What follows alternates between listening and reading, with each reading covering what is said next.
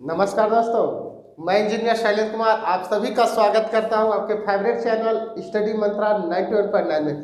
दोस्तों, आज तो ठंडा बहुत ज़्यादा है, गलन भी ज़्यादा है, तो ऐसे में आप लोग अच्छे से अपनी तैयारी करें और घर पे बैठकर अच्छे से बुक के माध्यम से, ऑनलाइन के माध्यम से जैसे भी संभव हो पाए अपनी रजाई में बैठकर उसको पढ़ते रहें। ठीक है, क्योंकि हमने पहले ही बता चुका है कि जो भी कुछ होगा आपके पढ़ने से ही होगा।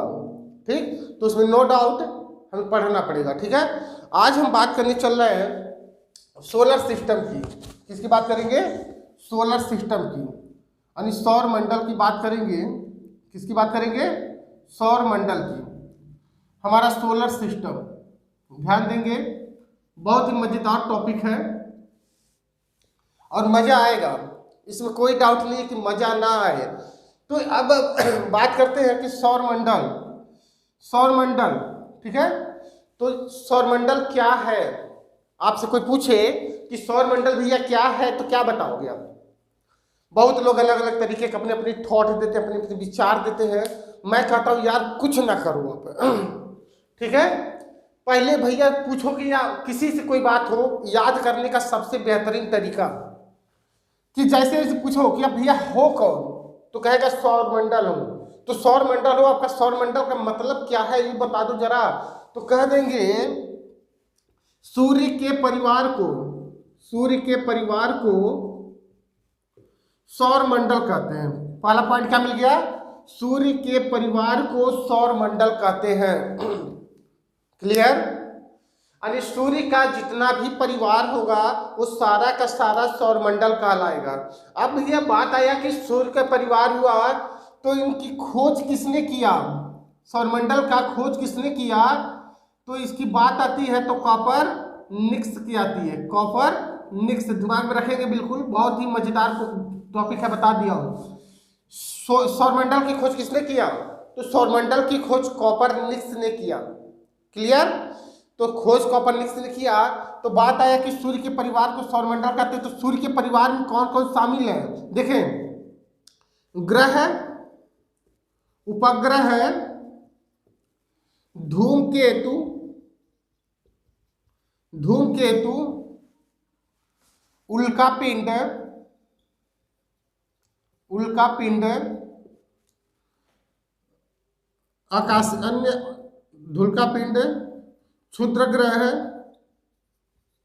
क्षुद्र ग्रह, क्षुद्र ग्रह एवं अन्य आकाशीय पिंड। ओके, हमको ये चीज समझ में आ गया कि सूर्य के परिवार में कौन कौन से लोग शामिल है। ग्रह है, उपग्रह है, धूमकेतु है, उल्कापिंड है और क्षुद्र ग्रह है और अन्य आकाशीय पिंड है।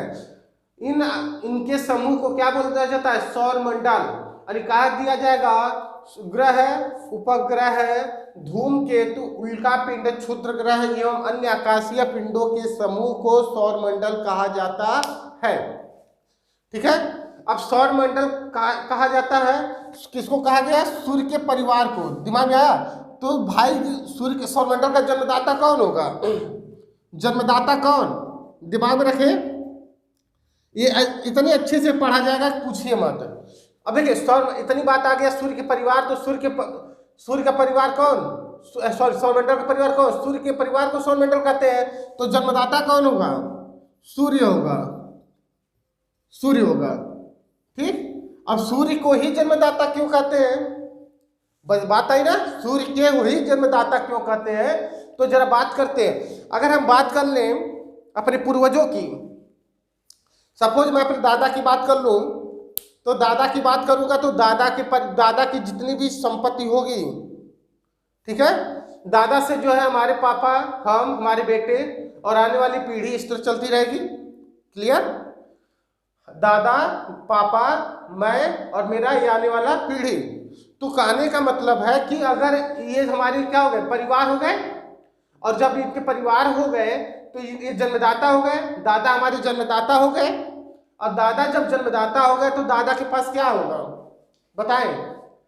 तो दादा के पास हमारे खूब सारा धन, खूब सारी प्रॉपर्टी और जो भी कुछ होगा उनका सब किसका होगा? वो मेरा होगा।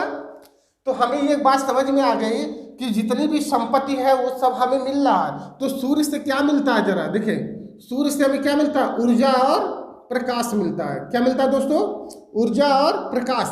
इसमें किसी प्रकार की डाउट, सूर्य से हमें क्या मिल रहा है, ऊर्जा और प्रकाश मिल रहा है। क्लियर है। अब बात करते हैं कि जब इसको कहा जाता है तो इसकी ऊर्जा का स्रोत क्या है। ठीक है, स्रोत क्या है, जरा बात करते हैं भाई। ऊर्जा और ये ऊर्जा और प्रकाश कहाँ से मिल रहा है। आखिर हमारे दादा को धन दौलत कहाँ से मिला होगा, मेहनत करके कमाए होंगे, या उनकी कुछ पुश्तैनी जमीन होगी, या उनका पुश्तैनी कुछ धन होगा। इसी तरह ना, तो सूर्य के पास भी ऊर्जा और प्रकाश है। इनका स्रोत क्या था, तो बात करते हैं इनकी स्रोत में हाइड्रोजन एवं हीलियम था। क्या था, हाइड्रोजन और हीलियम। देखिए, हाइड्रोजन सूर्य के केंद्र में क्या होता है, सूर्य के केंद्र में हाइड्रोजन, सूर्य के केंद्र में हाइड्रोजन, हाइड्रोजन का हीलियम में बदलना, देखिए दिमाग में, हाइड्रोजन का हीलियम में बदलना, और किसके द्वारा, नाभिकीय संलयन के द्वारा। ध्यान रखेंगे, किसके द्वारा, नाभिकीय संलयन के द्वारा। जब यहाँ नाभिकीय संलयन के द्वारा हाइड्रोजन हीलियम में बदलेगा, आप ही बताओ, जब हाइड्रोजन हीलियम में बदलेगा तो कुछ क्या करेगा, एनर्जी उत्पन्न करेगा, और कुछ क्या करेगा, यहाँ पर लाइट उत्पन्न करेगा, यानी प्रकाश उत्पन्न करेगा। ठीक, तो सूर्य के केंद्र में उपस्थित हाइड्रोजन किसमें परिवर्तित होता है, सूर्य के केंद्र में कौन सी क्रिया होती है, नाभिकीय संलयन क्रिया होती है। सूर्य के केंद्र में कौन सी क्रिया होती है, तो नाभिकीय संलयन क्रिया होती है। किसमें होती है, हाइड्रोजन का हीलियम में बदलना। ये पूछा गया था अभी जल्दी ही क्वेश्चन कि ये किस अनुपात में होते हैं, तो दिमाग में रखेंगे 3 संबंधी 1 के अनुपात में होते हैं। कितने अनुपात में होते हैं, 3 संबंधी 1 होते हैं, यानी 71 और 29, 71 और 29 ना करके इसको 27 कर लीजिए, 29 ही रहने दीजिए, 71 और 29। इसमें कुछ अन्य कैसे भी है, लेकिन हमें क्या करना है, 70 दशमलव कुछ यह है और 27 दशमलव कुछ यह है। ठीक है, तो ये दशमलव की बात हम छोड़ दें, क्योंकि एग्जाम में देखें यूपीएससी में ज़्यादातर दशमलव में क्वेश्चन आपके नहीं आएंगे। क्यों नहीं आएंगे, कि डायरेक्ट क्वेश्चन पुटअप होता है और डायरेक्ट जो है आप चीज़ों को दिमाग में रखेंगे। यूपीपी में भी डायरेक्ट क्वेश्चन पुटअप करता है। ये रेशियो की बात है तो दिमाग में रख लीजिएगा, 3 संबंधी 1 का रेशियो होता है। देखिए, यहाँ तक ये सारी बातें आपको समझ में आ गई। सूर्य की ऊर्जा का स्रोत क्या है, सूर्य के केंद्र में उपस्थित हाइड्रोजन का हीलियम परमाणु में बदलना क्या कहलाता है, इसका स्रोत है ऊर्जा का। देखिए, अब बात करते हैं सूर्य की बात करेंगे तो सूर्य हमारी आकाशगंगा का केवल अंश मात्र है। कैसा है, अंश मात्र है। सूर्य है, यह पूरी हमारी ब्रह्मांड में आकाशगंगा है, उस आकाशगंगा का क्या है, अंश मात्र है। ठीक है, आकाशगंगा का भी हम टॉपिक बाद में लेके आते हैं, अभी पहले समझते हैं। ठीक है, अंश मात्र है। क्यों अंश मात्र, क्योंकि ब्रह्मांड में खरबों जो है आकाशगंगाएं हैं। ठीक है, ये दिमाग में रखिएगा। अब बात करते हैं,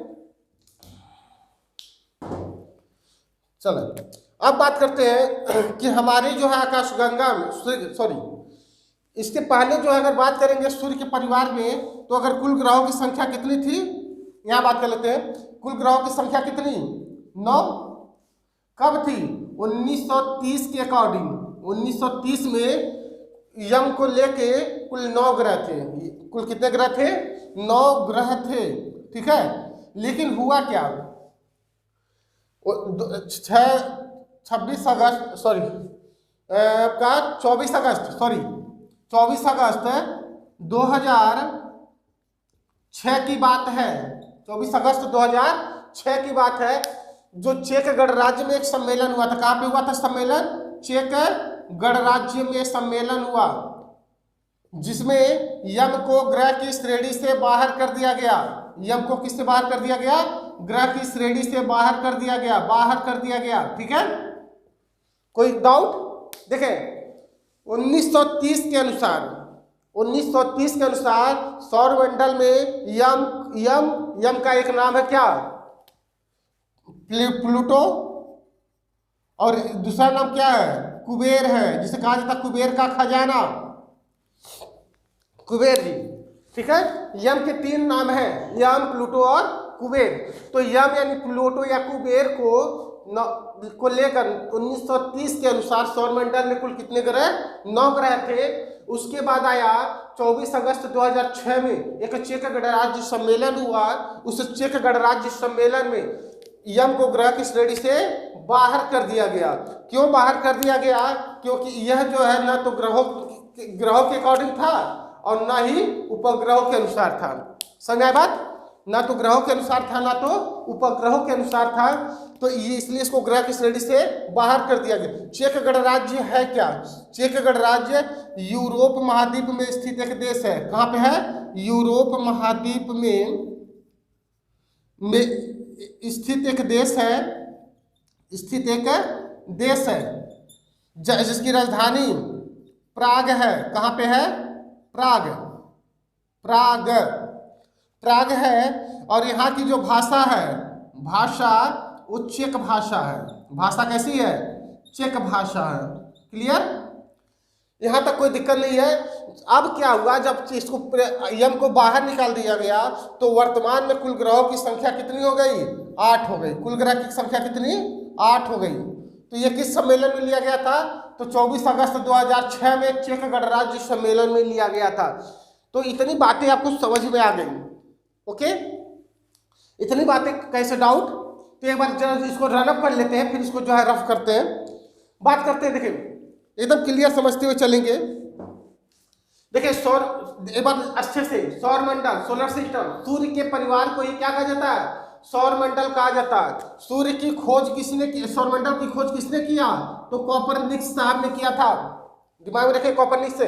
अब सूर्य के परिवार में कौन कौन से हैं? ग्रह, उपग्रह, धूमकेतु, उल्कापिंड, शुद्ध ग्रह, अन्य ग्रहों। ठीक है, हम इसका एक एक करके पढ़ते चलेंगे कि उल्कापिंड क्या होता है, ग्रह क्या होता है, क्षुद्र ग्रह क्या होता है, धूमकेतु क्या होता है, ये सारी चीज पढ़ेंगे।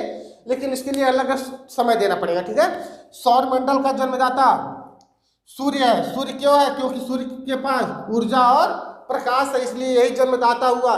स्रोत की बात करेंगे, इसका स्रोत क्या है? तो सूर्य में उपस्थित हाइड्रोजन परमाणु का नाभिकीय संलयन क्रिया द्वारा हीलियम में बदलना क्या कहलाता है? इसका ऊर्जा का स्रोत है। देखिए इसका जो अनुपात है 3:1 है। अनुपात कितना है? 3:1 है।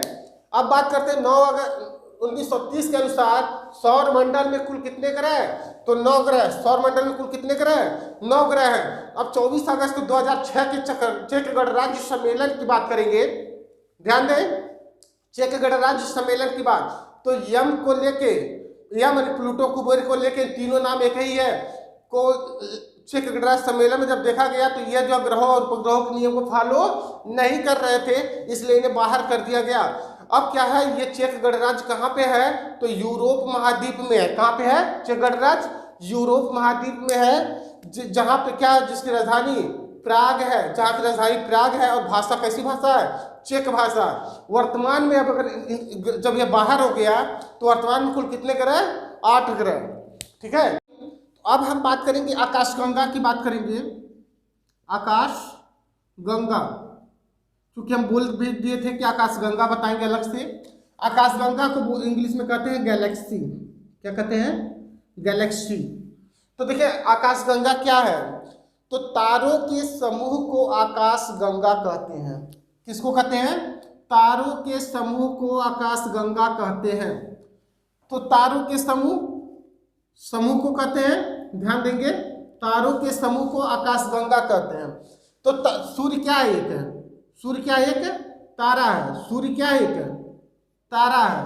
दिमाग में रखेंगे, सूर्य एक तारा है और तारों के समूह को क्या कहते हैं? आकाशगंगा कहते हैं।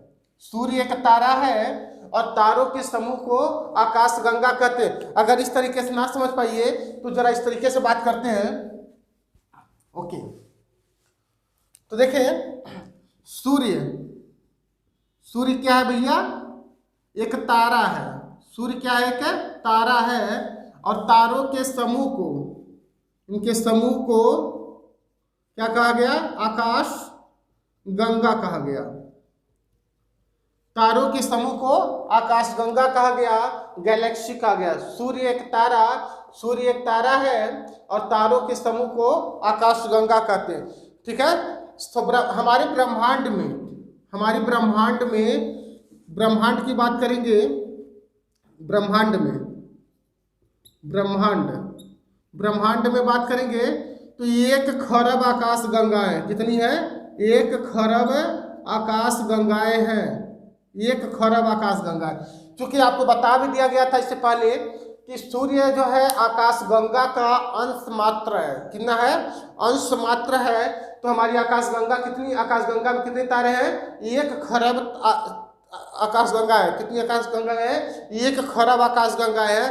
अब बात करेंगे इस आकाश गंगा जो हमारी है, उस आकाश गंगा को क्या कहते हैं? यह आकाश गंगा हमारी दुग्ध मेखला है। दुग्ध मेखला कैसी आकाश गंगा है? दुग्ध मेखला। आप लोग देखे होंगे कि हमारी ब्रह्मांड में व्हाइट कलर के जो छींटे दिखाई देते होंगे, ठीक है, तो वही हमारी दुग्ध मेखला है, जिसको इंग्लिश में कहते हैं मिल्की वे। कभी कभी इंग्लिश भी दे देता मिल्की वे। ठीक, तो मिल्की वे दुग्ध मेखला है। अब बात करेंगे इस दुग्ध मेखला का आकार कैसा है। आकार कैसा है? तो आकार की बात करें तो आकार इसका कैसा है? सर्पिलाकार। कैसा आकार है? सर्पिलाकार। मतलब ये सांप के आकार का है। ठीक है, मतलब बिल्कुल जो है ऐसे ऐसे ऐसे ऐसे ऐसे ऐसे ऐसे ऐसे सर्पिलाकार है। ठीक है, समझ में आई बात? तो सर्पिलाकार है। अब बात करते हैं कि देखिए हमारी आकाशगंगा कौन है। अब दूसरे नंबर की आकाशगंगा जो है वो कौन होगी? दूसरे नंबर की आकाशगंगा वो कौन है, जब बात करते हैं तो यहाँ पे दूसरे मतलब हमारी आकाशगंगा के सबसे नजदीक की आकाशगंगा कौन? एंड्रोमेडा। एंड्रोमेडा आकाशगंगा। मतलब हमारी आकाशगंगा के सबसे पास की गंगा एंड्रोमेडा आकाशगंगा है, और हमारी आकाशगंगा कैसी? दुग्ध मेखला है। ठीक है, यहाँ ये सारी बात आपको समझ में आ गया होगा। हमारे या दूसरे नंबर की बात करेगा, सेकंड पोजीशन की बात करेगा तो भी सेकंड पोजीशन पे एंड्रोमेडा है, और उसके पहले कौन है? आकाशगंगा। क्लियर? हम उम्मीद करते हैं कि आपको ये सारी बातें समझ में आ गई होंगी, कहीं से कोई डाउट नहीं होगा। तो ये कि बिल्कुल अच्छे से इसको देख लें, समझ लें, यही हमारी कहानी है, यही हमारा इतिहास है। ठीक है, तो ये इतनी और बड़ी बातें जो है। अब इसके बाद हम लोग चलेंगे लेके ग्रह, उपग्रह, इसी तरह फिर सूर्य लेके चलेंगे, और सीए के टॉपिक को ध्यान से पढ़ते चलेंगे। तो उम्मीद करते हैं सारी बात आप समझ लें।